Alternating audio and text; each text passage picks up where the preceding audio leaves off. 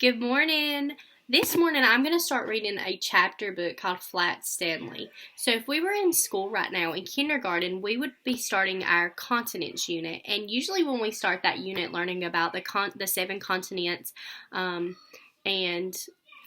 the maps and the oceans and things like that, we start a project called the Flat Stanley Project, where the kids will make their own Flat Stanley and take him around to places that he needs to go. So we have kids who've taken him to the beach or just to McDonald's or to Walmart and things like that. But unfortunately, being out of school, we're not going to get to do our Flat Stanley Project. But I still would like to read our Flat Stanley story. So I'm going to start and read the first two chapters of Flat Stanley today. Flat Stanley is by Jeff Brown. So let's go ahead and start reading it, okay? This is his original adventure. Flat Stanley has many, many adventures. So I have a few other of the books, and so we're going to read the first book over the next few days, and then we will go ahead and start reading the other books, okay? So we're going to read the first two chapters today. All right, you ready? Flat Stanley and his original adventure. Okay. Remember, this is a chapter book, so there's not many pictures in it, okay? Breakfast was, Chapter 1, The Big Bulletin Board. Breakfast was ready. "I will go wake up the boys," Mistress Lambchop said to her husband George Lambchop. Just then their younger son Arthur called from the bedroom he shared with his brother Stanley. "Hey! Come and look! Hey!" Mr. and Mrs. Lambchop were both very much in favor of politeness and careful speech.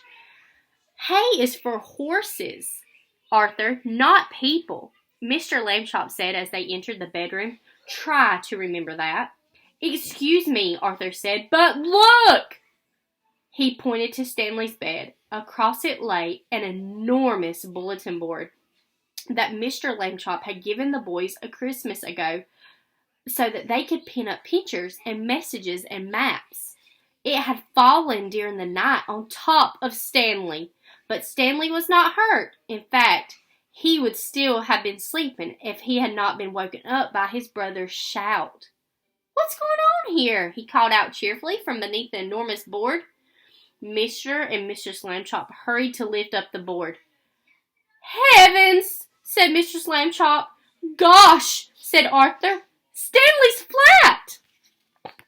So I want you to look at that. So the bulletin board right there fell on top of Stanley at night, and now he's flat. Do you see that? Flat, flat. All right, let's keep reading. Let's find out about this adventurous story. "As a pancake," said Mr. Lambchop. "Darnest thing I've ever seen." "Let's all have breakfast," Mr. Lambchop said. "Then Stanley and I will go to see Dr. Dan and hear about what he has to say." In his office, Dr. Dan examined Stanley all over. "How do you feel?" he asked. "Does it hurt very much?" "I felt sort of tickly after a while after I got up," Stanley Lambchop said, "but I feel fine now." "Well, that's mostly how it is with these cases," said Dr. Dan. "We'll just have to keep an eye on this young fella," he said. Then, when he had finished the examination, "Sometimes we doctors, despite all our years, marvel at how little we really know." Mistress Lambchop said she thought Stanley's clothes would had to be altered by a tailor now.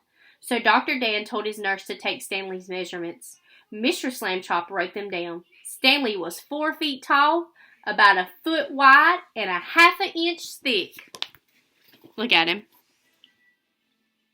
So he definitely looks different than the nurse, right? So he's still tall, but flat. That's why his new name is Flat Stanley. That's why we call him that.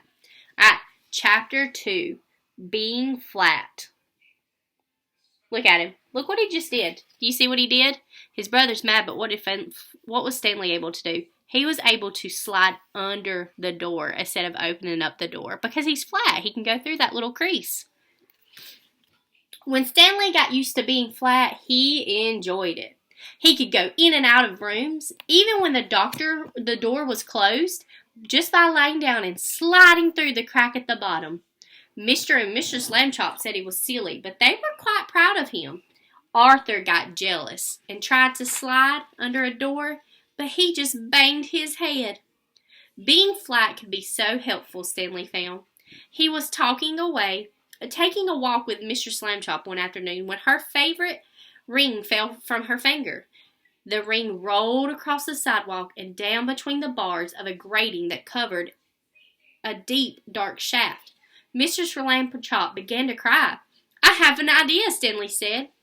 He took the laces out of his shoe and an extra pair out of his pocket and tied them all together to make one long lace.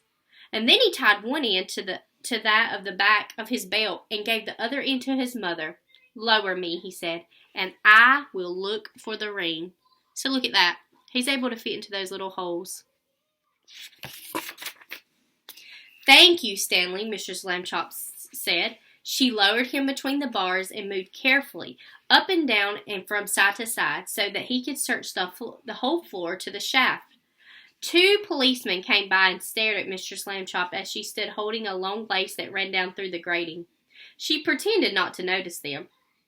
"What's the matter, lady?" the first policeman asked. "Is your yo-yo stuck?" "I'm not playing with a yo-yo," Mr. Slamchop said sharply. "My son is at the other end of this lace, if you must know." "Get the net, Harry," said the second policeman. "We've caught a cuckoo." Just then, down in the shaft, Stanley cried out, "Hooray!" Mr. Slamchop pulled him up, and they saw that he had the ring. "Good for you, Stanley," she said, and then she turned angrily to the policeman. "A cuckoo indeed," she said. "Shame!" The policemen apologized. "We didn't get it, lady," they said. We have been hasty. We see that now. People should think twice before making rude remarks," said Mr. Slamchop, "and then not make them at all." So there's Stanley. See, if he wouldn't have been flat, he wouldn't have been able to get his mom's ring. How do you think his mom feels right now? She was not very happy with those policemen, was she?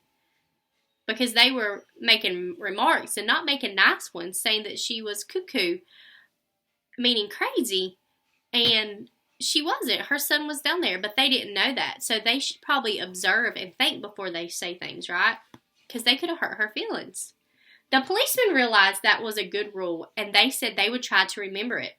One day, Stanley got a letter from his friend Thomas Anthony Jeffrey, whose family had recently moved to California. A school vacation was about to begin, and Stanley was invited to spend it with the Jeffreys. "Oh boy," Stanley said, "I would love to go." Mr. Slamchop sighed. "A round-trip train or airplane ticket to California is very expensive," he said. "I will have to think of some cheaper way." When Mr. Slamchop came home from the office that evening, he brought with him an enormous brown paper envelope. Stanley wants to go to California, but Dad doesn't want to pay for a plane or a train ticket, and he brought home a big envelope. What do you think is going to happen? You think he's going to get mailed in that? Let's see. "Now then, Stanley," he said, "try this for the size."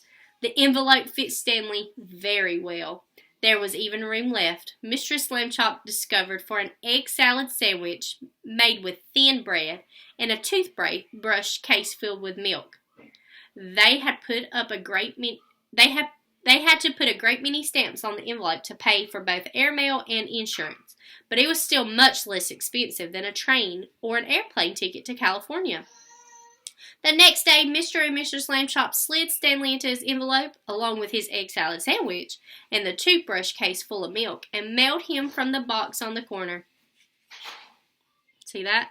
So you were right. He did get put in the envelope to go to California.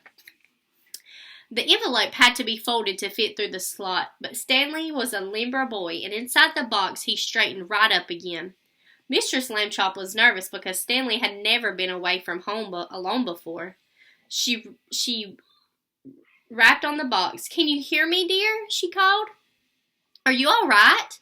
Stanley's voice came quite clearly. "I'm fine. Can I eat my sandwich now?" "Wait an hour and try not to get overheated, dear," Mr. Slamchop said. Then she and Mr. Slamchop cried out, "Goodbye! Goodbye!" and went home. Stanley had a fine time in California. So look at that. They put him in the mailbox and sent him through the mail to go to California. When the visit was over, the Jeffreys returned him in a beautiful white envelope that they had made themselves. It had blue and red markings to show that it was airmail, and Thomas Jeffrey had lettered it valuable and fragile, and this end up on both sides. Back home, Stanley told his family that he had been handled so carefully that he never felt a single bump. Mr. Lambchop said it proved that jet planes were wonderful, and so was the Postal Service, and that it was a great age in which we live in. Stanley thought so too. Alright, so that's the first 2 chapters of Flat Stanley. So Stanley was asleep, and a big board had fell on him and flattened him out. So they went to the doctor, and the doctor said he was fine, and he was invited by his friend to come to where? California. And they mailed him. How did they mail him? Why didn't they put him on the plane or a train? Because that was too expensive. And luckily, Stanley is flat now, so they were able to mail him to there, and then his friends mailed him back, and he said he had such a wonderful trip. So we will continue reading Flat Stanley tomorrow. I hope you guys have a great day. Bye.